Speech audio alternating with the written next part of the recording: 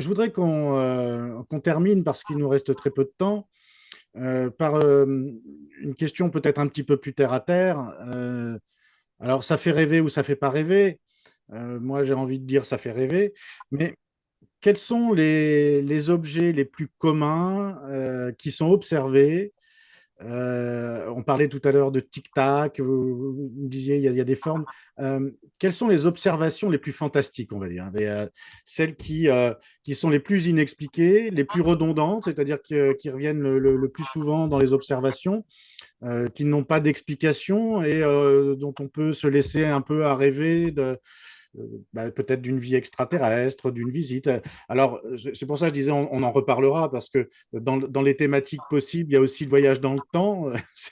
On parlait tout à l'heure des civilisations qui auraient 100 ans d'avance. Bon, voilà, concentrons-nous sur ces objets qui sont intrigants, qui passionnent les ufologues.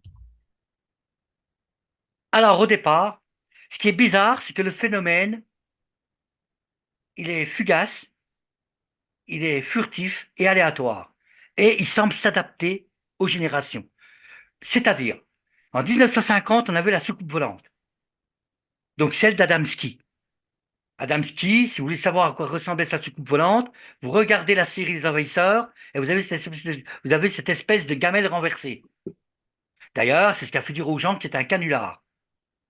Simplement, Adamski, il faut juste dire que c'est un physicien. Donc déjà, il faut respecter un peu la personne. Après, peut-être que ce témoignage était édulcoré, c'est aussi une possibilité. Je ne suis pas Adamski, j'étais pas dans sa tête et je ne suis toujours pas. Donc on ne sait pas si finalement c'était réel ou pas ce qu'il a vu. C'est la soucoupe d'Adamski, donc on était sur des engins, on va dire, à cloche ou discoïdales. C'est un peu ce qu'on voit Après, derrière vous, d'ailleurs, non? oui, voilà. Après, oui, bah, parce qu'elle vient de la série X-Files, hein. C'est fait venir des États-Unis, cette affiche. Bon, c'est un clin d'œil. I want to believe, je veux y croire, hein, ça veut dire. Bon, c'est le slogan de cette série. Et, bon, y croire, il faut pas qu'on rentre dans les croyances, ceci étant. C'est bien pour la science-fiction, mais moi, quand je suis dans une affaire ufologique, en tant qu'enquêteur du MUFON, je laisse de côté toute la littérature de science-fiction et j'essaye d'en découdre avec les faits parce qu'au final, on risque d'avoir une explication et souvent on l'a. C'est ce que je D'accord. disais. Alors, Donc, venons-en à ce qui, justement, est alors, inexpliqué, qui vous pose les problème. choses inexpliquées qui intriguent le plus à l'heure actuelle, alors il y a eu les triangles des années 80 à 2000, il y en a encore à l'heure actuelle, mais pour moi, le plus impalpable, ce sont les sphères qui changent de forme et de couleur et qui parfois se divisent. Là, on a un souci. Je ne crois pas que l'être humain est capable de faire un drone, d'être métamorphe et de se diviser. Ou, à l'inverse, vous avez trois boules ou quatre, et ça se rassemble en un seul objet, et c'est parti dans le ciel. Le claquement de mes doigts, c'est exactement la fréquence. D'ailleurs, Jacques Vallée a dit un truc très très juste, et je pense que c'est là-dessus que nous, on se penche. Vous savez qu'il y a la différence entre voler et s'introduire? Eh bien, voler, un oiseau, il prend impulsion sur ses pattes, il déploie ses ailes, il fait un trajet, il se pose sur un arbre ou un mur, ça c'est voler. Nous avons reproduit ça, l'être humain, à l'identique, avec les aéronefs et les drones, et les hélicoptères, on est d'accord. Ça c'est voler.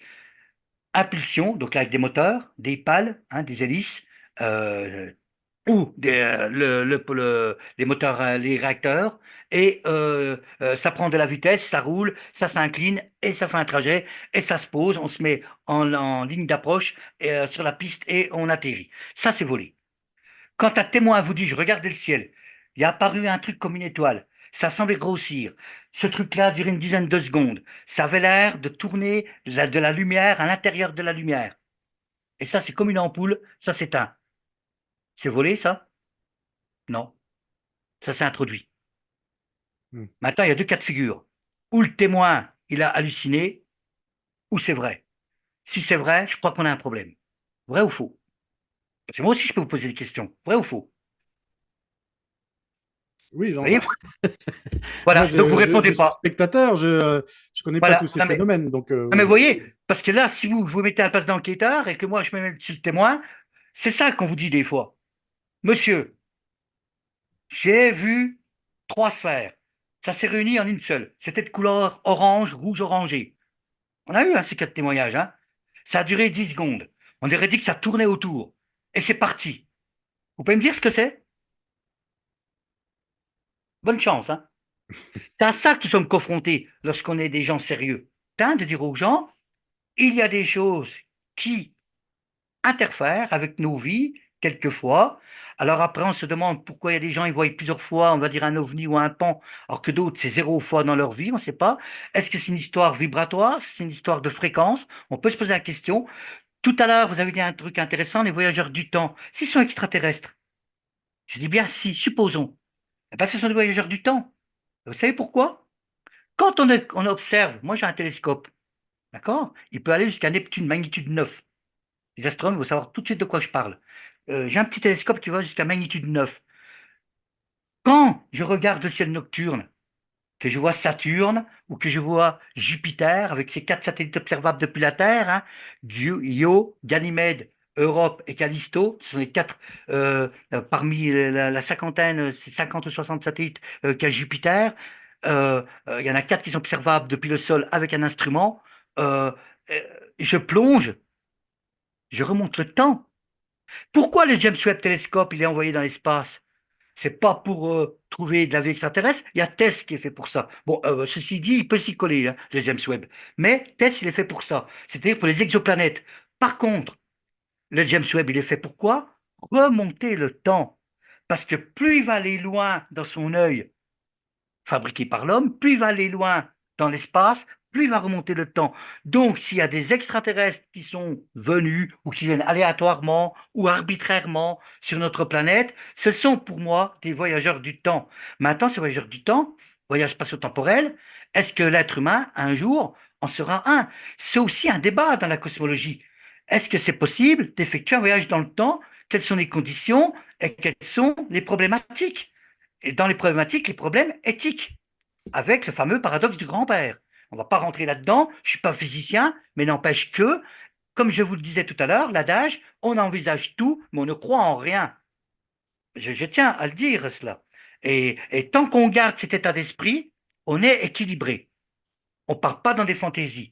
Moi, je ne suis pas ambassadeur de la Gartha, comme je vois certaines conneries. Je ne suis pas cyber soldier. Je laisse ça à ceux qui s'amusent. Moi, ça ne m'amuse pas. Je suis simplement quelqu'un qui prend les témoins au sérieux, on les écoute, on les entend.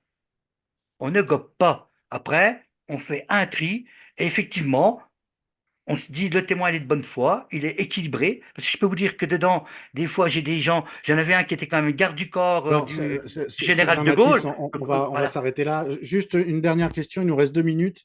Est-ce que vous pouvez nous donner une adresse d'un site internet? Il faut aller où si on a quelque chose à déclarer? Alors oui, www, 3W, hein, point, MUFON, MUFON France, tout attaché en minuscule, hein, mufonfrance.fr. Et là, on tombe sur un questionnaire et on peut laisser son observation, c'est ça? Voilà, exactement. Donc, vous remplissez les champs, hein, vous allez dans Je dépose mon témoignage. Il y a des champs indiqués, vous les remplissez, ça sera global. Et après, le directeur des enquêtes les attribuera à l'enquêteur disponible. Voilà. Et Et si moi, c'est possible, et si possible, à proximité régionale, si c'est possible. voilà. Et On moi, puisse remonter je plus loin. laisserai en commentaire de cette vidéo et dans l'article qui sera lié toutes les coordonnées, bien sûr, pour retrouver de quoi éventuellement témoigner. Merci Sylvain Mathis. Je rappelle que vous êtes donc ufologue par défaut, parce que vous avez un vrai métier, hein. Vous nous avez expliqué quand on est au MUFON, on est bénévole.